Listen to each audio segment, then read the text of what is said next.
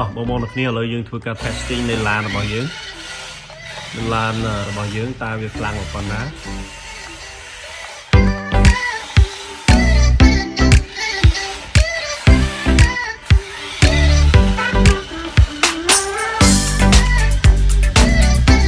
នៅឡាននេះយើងទៅជាបានប្រហែលម៉ែត្រយ៉ាងគួរសមហើយអ្វីនៅខ្ញុំទីនេះកាយនេះខ្ទង់7 8ម៉ែត្រហើយ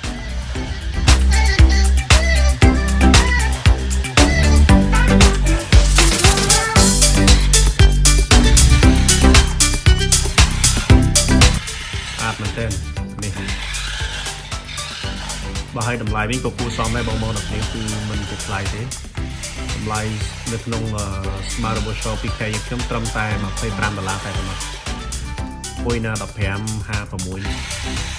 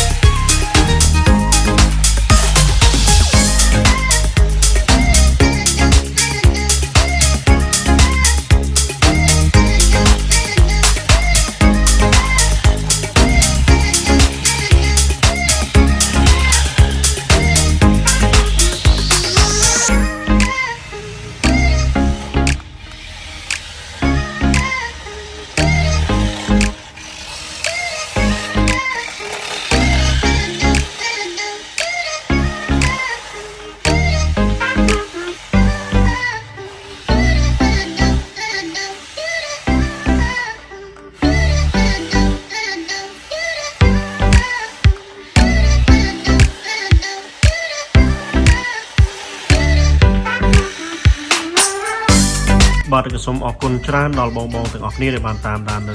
ងទស្សនានៅវីដេអូខ្លីរបស់ខ្ញុំក្នុងការ testing នៅប្រភេទ dump truck ដែលមាន serial number របស់វា1556បាទក៏សូមអរគុណសម្រាប់បងប្អូនទាំងអស់គ្នាដែលបានតាមដានទស្សនាហើយសម្រាប់បងប្អូនដែលមិនទាន់បានធ្វើការ subscribe នៅ channel YouTube